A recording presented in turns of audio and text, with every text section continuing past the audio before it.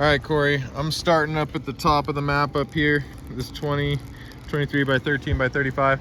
So basically it comes down here, goes across the bottom, comes across like that, and then chops back down. So it comes out like that. Squares off, that one's pretty good. Then there's this diagonal one up here. I'm gonna kind of run because I don't have a pause function on this phone video. So boom here, got this diagonal one cutting through. Pretty much all handwork for that. And then this last square, which is a 15 by 12. So we could use the paver for that.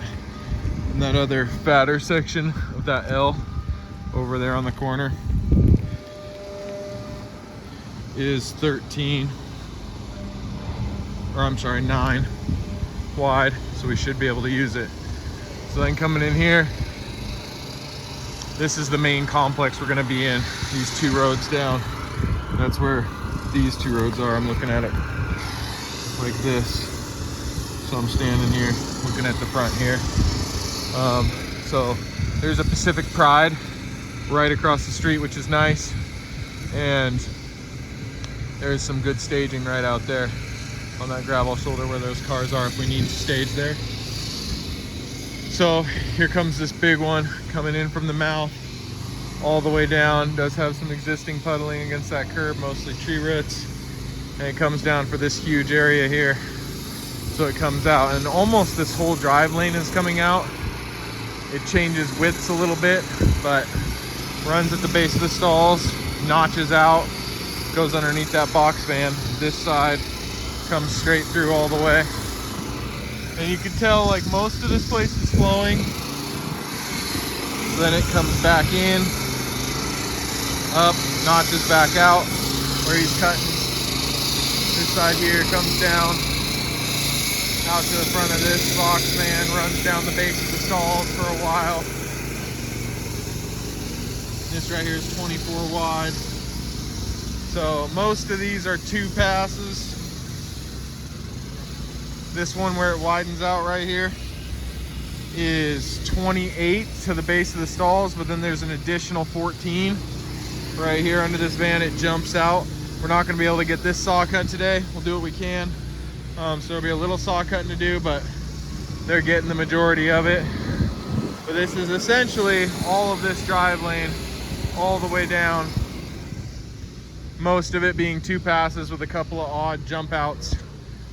So then it comes down to here, around the corner.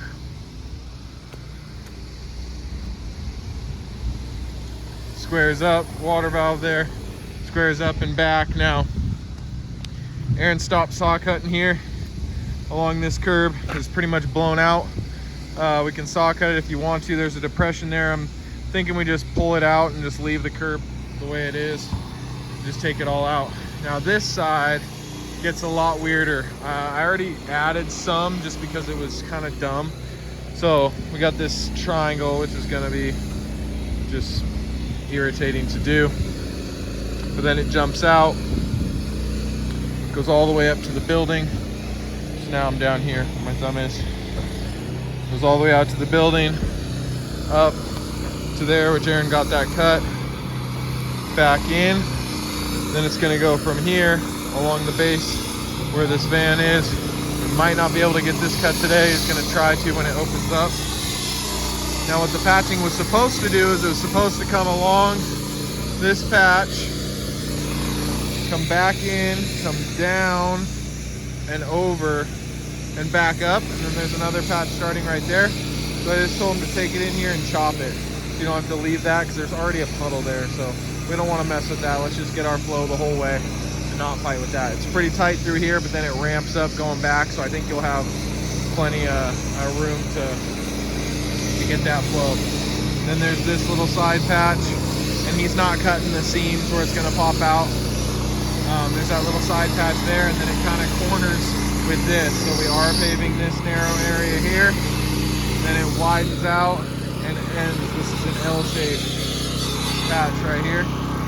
So this side's the most screwy section. Then we come down here, just outside of flow line, which I know is a little irritating, but we might be able to twist it into the edge of flow line. But coming out, up the whole way, shooting this down to this patch. Then we're leaving this patch, which I'm kind of glad because there's some catch basin fuckery that's happened here. We're coming on the edge of it,